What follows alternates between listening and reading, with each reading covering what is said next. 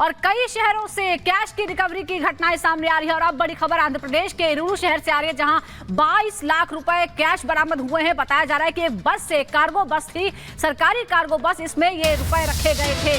22 लाख की रिकवरी हुई है। इससे पहले आपको बता दें कि चाहे वो तमिलनाडु हो या फिर कर्नाटका हो, अलग अलग शहरों से इसी तरह की रिकवरी हो रही है, क्योंकि चुनाव के दौरान इन पैसों का गलत इस्तेमाल हो सकता है और इसीलिए चुनाव आयोग की सख्त नजर है। इलूरू शहर में ये बस में कैश मिला है।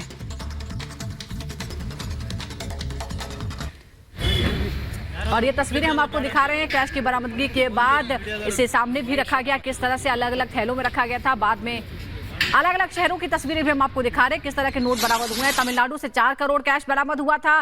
कर्नाटक के शहरों से भी इसी तरह की रिकवरी हुई थी। और अब आंध्र प्रदेश में 22 लाख रुपए बरामद किए गए हैं। वो भी एक कार्गो बस, जो कि सरकारी बस थी, उसके अंदर रखे गए थे। तो चौकसी लगातार बढ़ती जा रही है। चुनाव आयोग लगातार इस तरह की सख्ती बरत रहा है। जो स्थानीय प्रशासन है, उन्हें सख्त आदेश दिए गए हैं। गाड़ियों की चेकिंग लगातार जारी है। हर शहर में नजर रखी जा रही है, ताकि इस तरह से पैसों का गलत इस्तेमाल चुनाव के दौरान ना हो। तो ये कैश आप देख रहे हैं इन तस्वीरों में, आंध्र प्रदेश में 22 लाख कैश बरामद हुआ है। इलूरू शहर में बस में दरअसल ये कैश बरामद हुआ है। बताया जा रहा है कि चुनावों में इसका इस्तेमाल होना था। सरकारी कार्गो बस से मिला है ये कैश। इसके अलावा आपको बता दें, तमिलनाडु और कर्नाटक से भी इसी तरीके की तस्वीरें सामने आई है। देखिए, इतना कैश है कि उसको गिनने के लिए मशीनों का इस्तेमाल किया गया। कार्गो बस, जो कि सरकारी बस बताई जाती है, इलूरू शहर में बस से ये कैश बरामद हुआ है। और आशंका यह है कि ये जो 22 लाख कैश बस से बरामद हुआ है, इसका इस्तेमाल चुनावों में खपाने के लिए होने वाला था। तो तस्वीरें हम आपको दिखा रहे हैं। अब चुनाव सर पर है और जाहिर तौर पर इस तरीके से धन और बल का इस्तेमाल भी लगातार देखने को मिलेगा। और इसी धन का इस्तेमाल चुनावों में होने वाला था। इस तरह की आशंका, ये तस्वीर हम आपको दिखा रहे हैं, जहां से 22 लाख कैश बरामद हुआ। मशीनों के जरिए इस कैश को गिना गया, लेकिन बताया यह जा रहा है कि कार्गो बस से ये जो कैश था वो बरामद किया गया है।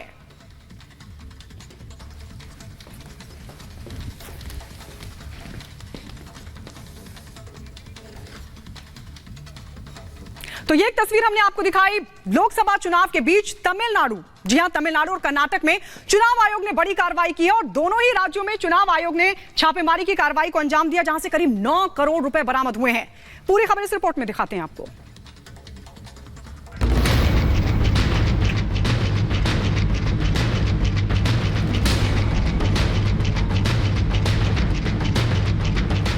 चुनावों का वक्त है, आदर्श आचार संहिता लागू है। ऐसे में जगह जगह चेकिंग अभियान चलाया जा रहा है। इसी के तहत चेन्नई में भी सघन चेकिंग अभियान चलाया जा रहा था। तभी पुलिस के हाथ बड़ी सफलता लगी।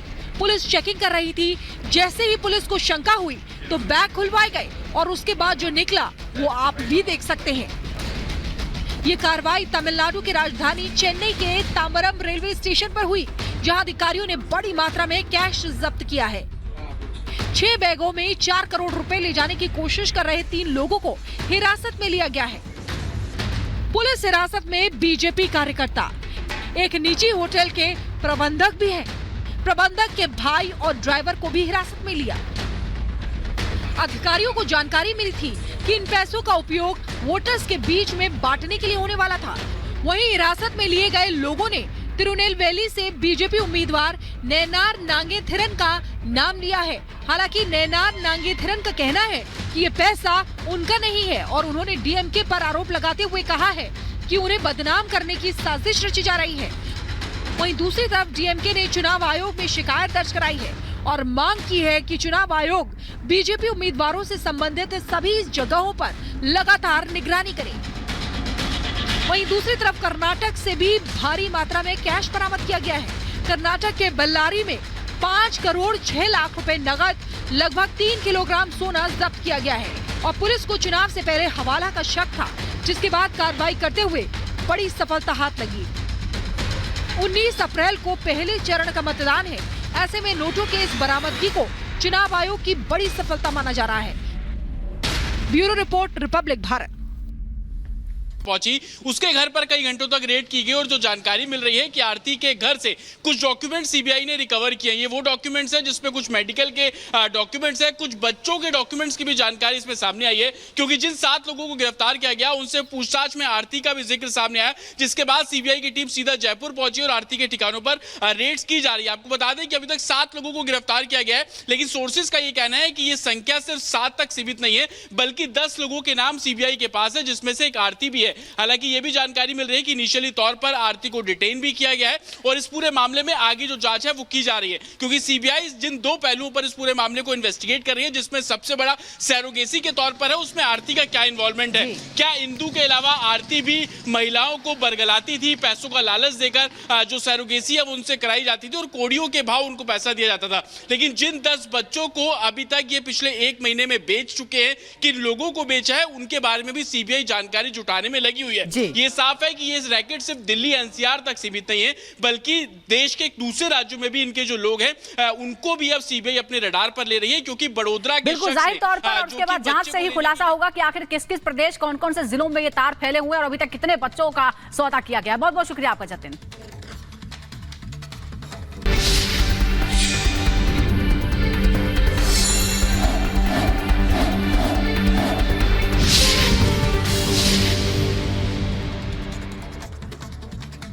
और अब चुनाव 2024 की बात, जहां प्रचार धुआंधार जारी है। प्रधानमंत्री मोदी का बेहद व्यस्त जो है कार्यक्रम आज फिर है और आज आपको बता दें कि 2 राज्यों का दौरा प्रधानमंत्री मोदी करने वाले हैं। छत्तीसगढ़ के बस्तर और महाराष्ट्र के चंद्रपुर जाएंगे प्रधानमंत्री मोदी, जहां चुनावी सभाओं को संबोधित करेंगे, बीजेपी प्रत्याशियों के लिए वोट मांगेंगे। एक के बाद एक पिछले 3 दिनों से लगातार प्रधानमंत्री के कार्यक्रम चल रहे हैं, चाहे वो गाजियाबाद हो या फिर कल की अगर हम बात करें तो किस तरह से राजस्थान और मध्य प्रदेश में, और आज बारी है 2 अलग अलग राज्यों की। छत्तीसगढ़ के बस्तर पहुंचेंगे 1:30 बजे, दोपहर को कार्यक्रम है प्रधानमंत्री मोदी का। उसके बाद महाराष्ट्र जाएंगे चंद्रपुर और गढ़चिरौली। तो प्रधानमंत्री के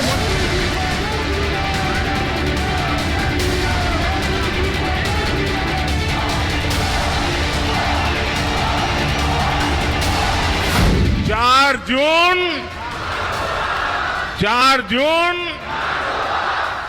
जून प्रधानमंत्री मोदी मिशन पर हैं। मिशन प्रचंड बहुमत के साथ जनता का भरोसा जीतकर तीसरी बार सरकार बनाने का, 400 के पार सीटें जीतने का संकल्प पूरा करने का और अपने संकल्प को सिद्धि तक पहुंचाने के लिए पीएम मोदी जी जान से जुटे हैं। कहीं रैली तो कहीं रोड शो, पीएम मोदी के ताबड़तोड़ प्रचार की तो पूछिए मत। ऊर्जा और संकल्प से लबरेज पीएम मोदी विपक्ष पर सटीक सियासी वार कर रहे हैं और तीसरी पारी में एक बार फिर जनता के भरोसे का शंखनाद कर चुके हैं। पीएम मोदी का ये तेवर, ये अंदाज बहुत कुछ कहता है।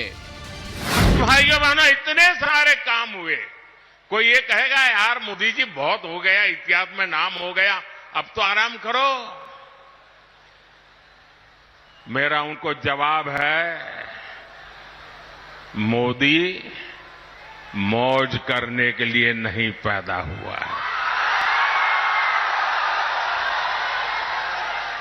मोदी मेहनत करने के लिए ही जन्मा है, और वो भी 140 करोड़ देशवासियों के लिए। आज प्रधानमंत्री मोदी छत्तीसगढ़ और महाराष्ट्र में चुनावी सभाएं करेंगे। पहले छत्तीसगढ़ में पीएम मोदी की आज रैली होगी। पीएम मोदी संवेदनशील बस्तर इलाके में प्रचार करेंगे। बस्तर को छत्तीसगढ़ का सबसे हाई प्रोफाइल सीट माना जाता है। 19 अप्रैल को बस्तर में वोटिंग होगी। बीजेपी से महेश कश्यप बस्तर से उम्मीदवार हैं। 2019 में बीजेपी बस्तर की सीट हार गई थी। आदिवासी वोटों पर बीजेपी की नजर है, लिहाजा पीएम मोदी का ये प्रचार बेहद अहम माना जा रहा है। छत्तीसगढ़ में बस्तर नक्सल प्रभावित संवेदनशील आदिवासी बहुल इलाका है, जिस सीट पर जीत के लिए बीजेपी एड़ी चोटी का जोर लगा रही है। 2019 में मिली हार को 24 में जीत में बदलने की पूरी कोशिश की जा रही है। छत्तीसगढ़ में विष्णुदेव साय सरकार बनने के बाद सभी 11 सीटों पर क्लीन स्वीप करने की तैयारी है। जीत को सुनिश्चित करने के लिए पीएम मोदी विपक्ष पर चुन चुन कर प्रहार कर रहे हैं। 2019 के आम चुनाव में छत्तीसगढ़ की 11 में से 9 सीटों पर बीजेपी ने जीत हासिल की थी, यानी 11 में से 9 सीटों पर कमल खिला था। ये जिन लोगों ने भ्रष्टाचार करके पैसे जमा किए हैं ना, ईडी ने करीब 3,000 करोड़ रुपया उनका संपत्ति और सारी चीजें अटैच करके रखी हुई है। 3,000 करोड़ रुपया। मैं एडवाइस ले रहा हूं कि जो शिक्षक भर्ती में गरीब लोगों के पैसे गए, सरकारी नौकरी में गरीबों के पैसे गए, और जिनका पक्का मिलता है कि हाँ इससे पैसा गया है, तो जो 3,000 करोड़ रुपए इनके अटैच किए ना, मैं इन गरीबों को वापस करवाऊंगा। छत्तीसगढ़ के बाद पीएम मोदी आज महाराष्ट्र का दौरा करेंगे। पीएम मोदी आज चंद्रपुर में मेगा रैली करेंगे। केंद्रीय मंत्री सुधीर मुनगंटीवार के समर्थन में पीएम की ये रैली होगी। कोशिश है महाराष्ट्र की सभी 48 सीटों पर जीत हासिल करने की। उत्तर से लेकर दक्षिण तक बीजेपी के दिग्गजों ने मोर्चा संभाल लिया है। राजनाथ सिंह जहां आज तमिलनाडु में बीजेपी का प्रचार करेंगे, तो वहीं महाराष्ट्र के वर्धा, भंडारा और नागपुर में सीएम योगी प्रचार की कमान संभालेंगे। बीजेपी अध्यक्ष जेपी नड्डा यूपी के रामपुर, बिजनौर के अलावा राजस्थान के श्रीगंगानगर में जनसभाएं करेंगे। अब नेताओं की मेहनत और मशक्कत का क्या अंजाम होता है, वो 4 जून को साफ हो जाएगा। Bureau report, Republic Bharat. तो बीजेपी 400 पार के लक्ष्य के लिए धुआंधार प्रचार कर रही है। इसमें सबसे पहला नाम आता है प्रधानमंत्री नरेंद्र मोदी का। छत्तीसगढ़ के बस्तर में आज प्रधानमंत्री नरेंद्र मोदी चुनावी जनसभा को संबोधित करने वाले हैं। एनडीए उम्मीदवारों के लिए वो चुनाव प्रचार करेंगे। इसके अलावा महाराष्ट्र के चंद्रपुर में भी प्रधानमंत्री नरेंद्र मोदी रैली को संबोधित करने वाले हैं। मोदी यहां पर एनडीए उम्मीदवारों के लिए चुनाव प्रचार करेंगे। इसके अलावा महाराष्ट्र की बात की जाए तो यहां वर्धा, भंडारा, नागपुर में सीएम योगी आदित्यनाथ भी चुनावी रैली को संबोधित करेंगे और जनता से वोटों की अपील करेंगे। इसके अलावा तमिलनाडु की अगर बात की जाए तो रक्षा मंत्री राजनाथ सिंह यहां पर चुनावी रैली करेंगे और साथ ही उनका एक रोड शो भी यहां पर होने वाला है। जेपी नड्डा जो कि बीजेपी के राष्ट्रीय अध्यक्ष हैं, उनकी तरफ से उत्तर प्रदेश और राजस्थान में आज चुनाव प्रचार किया जाएगा। तो बीजेपी लगातार प्रधानमंत्री नरेंद्र मोदी के 400 पार के संकल्प को पूरा करने के लिए धुआंधार प्रचार प्रसार कर रही है। और आइए बढ़ते आगे और बात करते हैं ओवैसी के खिलाफ खड़ी हुई